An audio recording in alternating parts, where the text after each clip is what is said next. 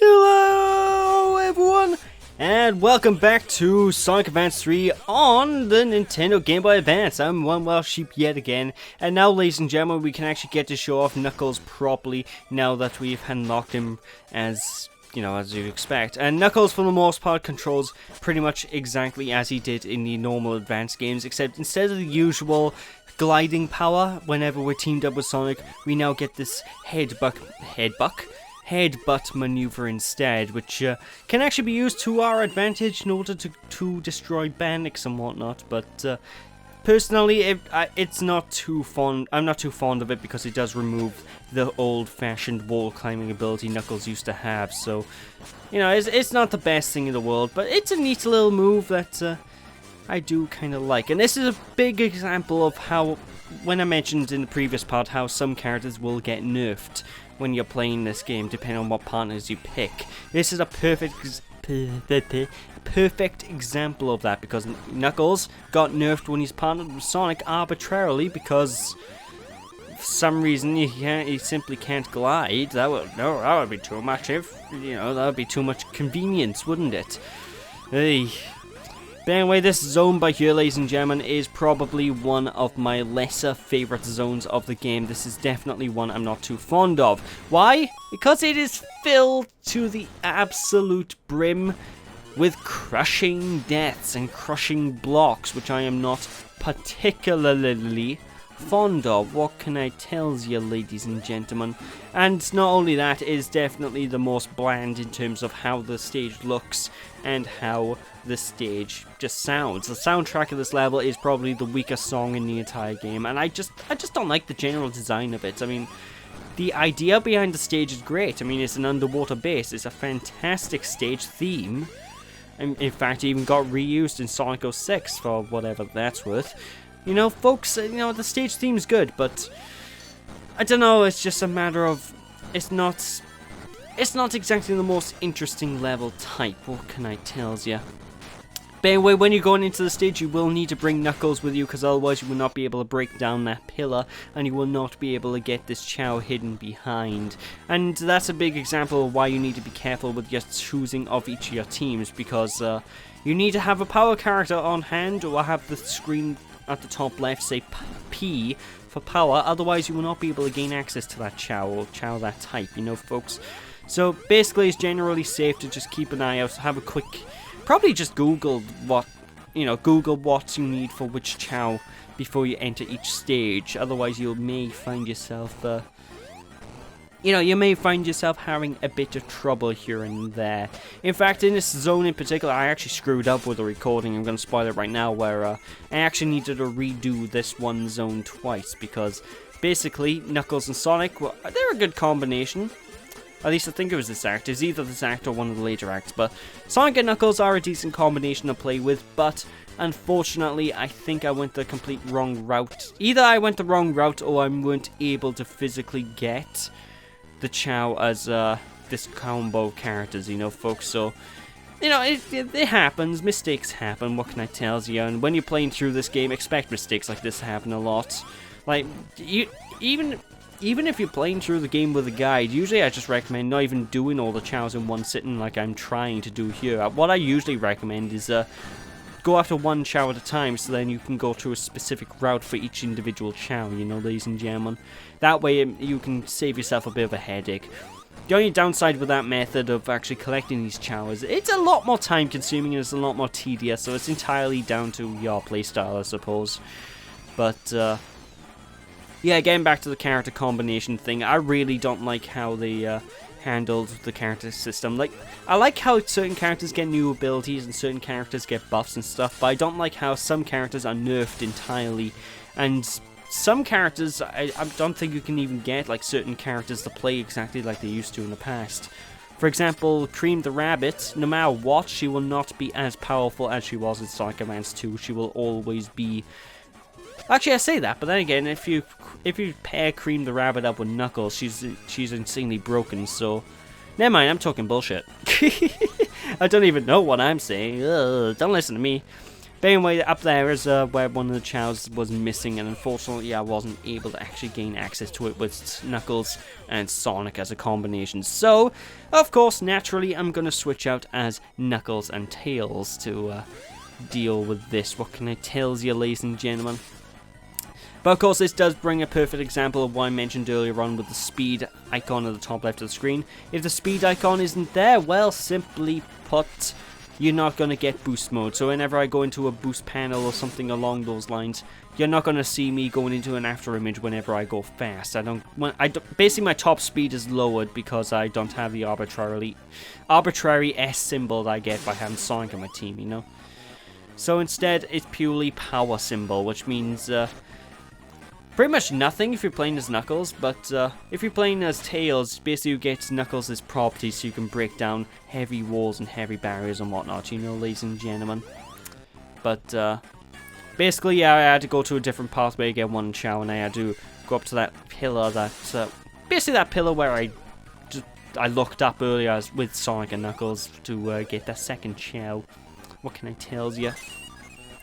By the way, Knuckles, when he's playing with Tails, he's a little bit closer to the Knuckles of old. He does have his usual grind and his usual wall climbing abilities, as well as his typical punching. So, this is probably, I think, the closest you're going to get to Knuckles being similar to what he played like in the older Sonic games.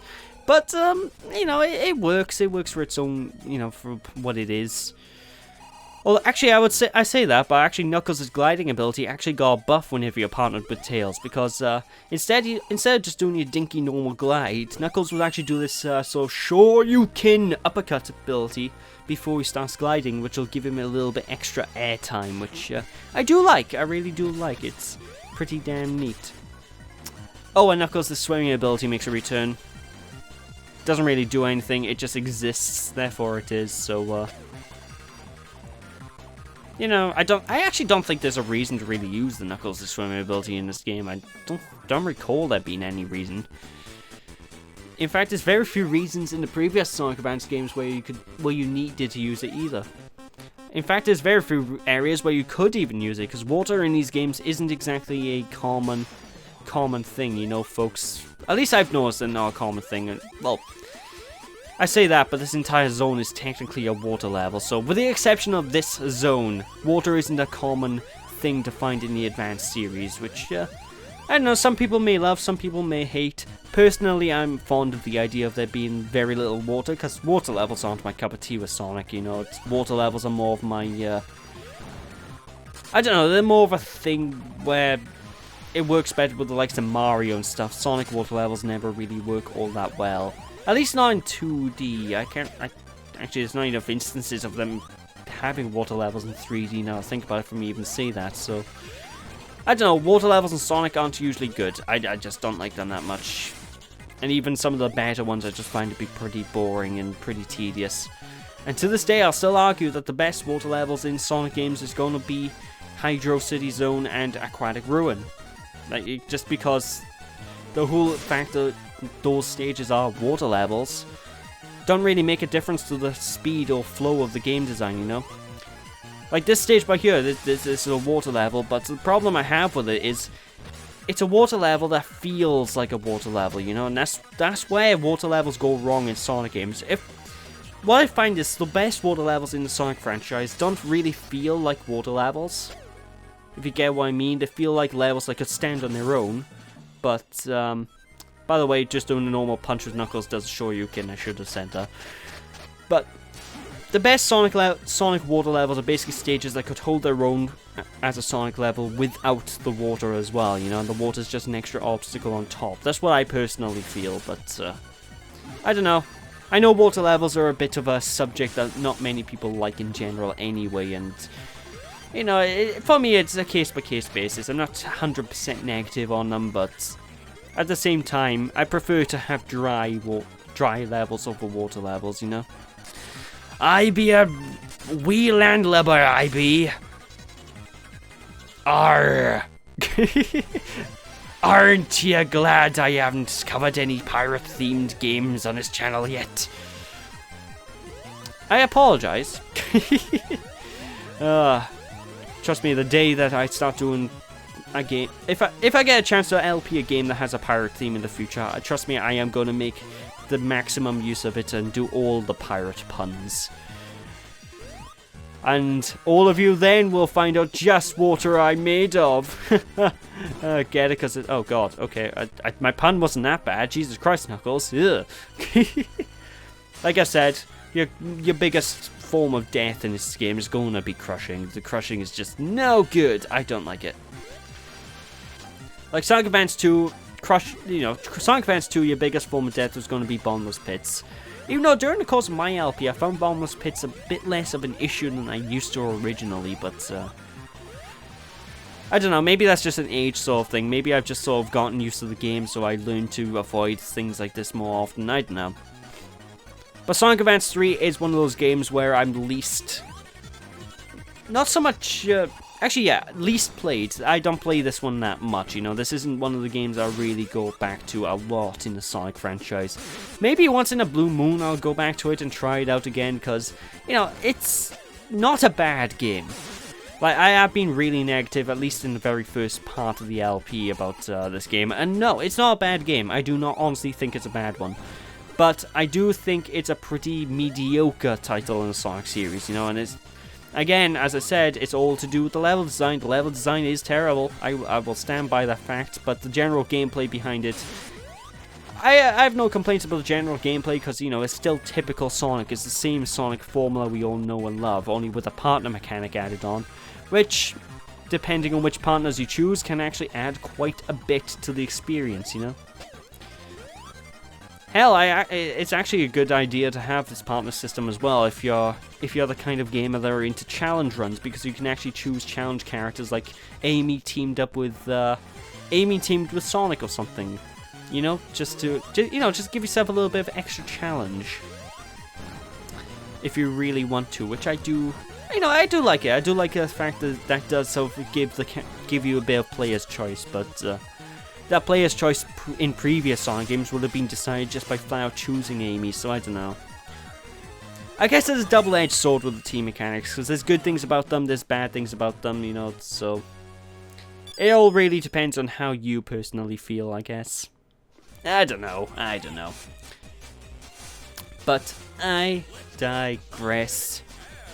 Also, if you know, sometimes whenever you're playing a certain character combinations as well, you'll actually have a little bit of a subtitle that you can use. And whenever you're playing with Knuckles in your party as the tag character, you can use him to glide and you can chuck him on obstacles or break obstacles, which is damn good. Also, Sonic gets a neat sliding dash ability, which it's basically kind of like the slide from Sonic Adventure 2 or the slide he has normally, only elongated. I never really find a use for it, but it exists. Oh, and you can do a sort of insta-shield thing, which is pretty damn good. The bound attack, which is useless. As well as this upward sort of jump dash ability, which cheeses and absolutely annihilates the final boss of the game, ladies and gentlemen, so there's that. But yeah, as I was saying, certain character combinations get different, like, subtitles. For example, Sonic and Knuckles is Fighting Buddies. Sonic and Tails is Unbreakable Bond, for example. Not every character gets these taglines, which is a bit of a shame. Like, if you were to tag Tails with Knuckles, you get a tagline that just says, "Okay!" Which is a bit of a shame. It's a bit of a missed opportunity. I don't know, I'd like to have certain character names made up for each character combination. It can't be too hard to do. Maybe there's space limitations behind it. I actually don't know the actual reasons, but I don't know, I just find that'd be a bit of a missed opportunity. I mean, what could Tails and Knuckles go as in terms of name? Like, maybe you could call Tails and Knuckles something along the lines of the Two-Tailed Terror, or something like that. I don't know. The Feisty... No, the Foxy Twosome. Huh? Huh? Because one's a fox? No? You could call it the Fox and the Hound? Because one's a fox and the other's... The other hunts things like hounds do? No? Well, I don't know. It's just a suggestion, ladies and gentlemen. Actually, I'm going to take an idea out of Clement's LP by here. Actually, If anyone can think of any decent names, because I know Clement sort of did this during his LP Sonic Advance 3, if anyone can sort of give any decent ideas for names of character combinations, feel free to list it in the comments below, because that would, I'd be interested to read certain ideas that people come up with, certain puns that people may come up with, like if you were to combine Sonic with Cream the Rabbit, for example, you could name it something along the lines of, I don't know, the Speedy Nightmare, because Cream is a nightmare to all the bosses you fight. Huh? No? Okay. Anyway, you might notice as well, I actually picked up the special key right at the end of that act. Basically, the moment you collect every single Chao in each zone is the moment that all of the special key, basically that's the moment the special key will spawn in each of the acts, ladies and gentlemen. So, basically, the moment you pick up the last Chao, the moment you have every single Chao in a single zone completed, then randomly the special key will start popping into each of the acts, which, it makes things a little bit streamlined. If you want to get all the special keys straight away after collecting Chao, you can sort of try and save the last Chao to be one that's early on in one of these stages, so you're more likely to run into the key as you run through. I don't know. It's a suggestion. What can I tell you? What can I tell you? Indeed. Yes. But of course, it's around this point where the special stages are going to start getting a little bit more trickier. They're going to get a little bit more challenging. You're going to start chucking bombs your way, which, honestly, the bombs are really, really easy to dodge. The biggest issue you're probably going to have is actually the Badnik enemies that pop in from time to time, because those Badnik enemies, they do have a tendency to shoot you. And because you actually get bonus rings as well to actually, by jumping into them, you're incentivized to jump into them. Sometimes you can get clipped by one of the bullets they shoot out, so you do need to be extra careful of that, and that's usually my biggest cause of concern whenever I'm playing these special stages. But it's around this point where you need to really master the jumping with your characters. You need to master your depth perception in order to get through, and you still get more than enough rings to collect for the most part here, but this is where challenges start to increase. This is where the special zones are starting to get a little bit more tricksy in the grand scheme of things. What can I tell you, ladies and gentlemen? What can I tell you? Indeed. But there we go, there's the third Chaos Emerald, ripe for the taking. Taking. Knuckles got a Chaos Emerald. Sure hope Eggman doesn't trick him again. That would imply that Knuckles is an idiot, and we all know that Knuckles isn't one of them, don't we? Of course Knuckles is an idiot. I mean, who am I kidding? But I digress. It's time to tackle the boss fight of the Ocean Base Zone. What can I tell ya? One thing I do kind of like as well is when you start off each of these acts, you do actually get a load of rings to start off with, when you start off a boss ring act, so a boss act basically, so I advise picking up as many of them as possible to increase the amount of hits you could potentially take. But anyway, this is Eggman's leapfrog mech thing. I don't actually know what this thing's called, but I'm calling it a leapfrog thing. And basically it does as you'd expect. It jumps up and then it lands down. And what I sort of advise is just sort of stay in the middle of where he's going to land and then just basically jump as soon as possible in order to hit him. From time to time he will actually land a bit lower down than you would expect, and whenever he does land lower down, then you will probably get clipped by him and you will get hurt, which can be a bit annoying. But one big problem with playing with Knuckles and Tails combo in this boss fight is, if you're like me, when I'm trying to fight these bosses, I usually try to just boop him repeatedly. There you go, that's his slamming attack there. I do try to mash the jump button in order to get him, and usually you'll see me occasionally accidentally start to glide as a result of that, and that usually screws me over every now and then, but it's still a pretty simple boss fight. This is one of the easier ones in the game. In fact, I would argue this is easier than Act 2's, Zone 2's boss, to be perfectly honest. You're more likely to get hit in this one than in Zone 2's boss fight, but, it's pretty damn neat, all things considered. What can I tell ya? Interesting little fact as well, this is actually the final Sonic game to be using the original 3D Sonic game voice cast as well. Like, this is the final Sonic game to use Ryan Drummond as Sonic. This is the final game to use Dean Bristow as Eggman. You know, ladies and gentlemen, after this game, they start to move on with the next voice casting, so including Jason Griffith as Sonic, Mike Pollock as Eggman, who's still the Eggman voice at the time of this recording, which is a good thing, because he's a damn fine Dr. Eggman, I'll tell you that much. But I digress. With that, thank you all for watching, hope you all enjoyed, don't be sheepish people, and I'll catch you all again. Bye!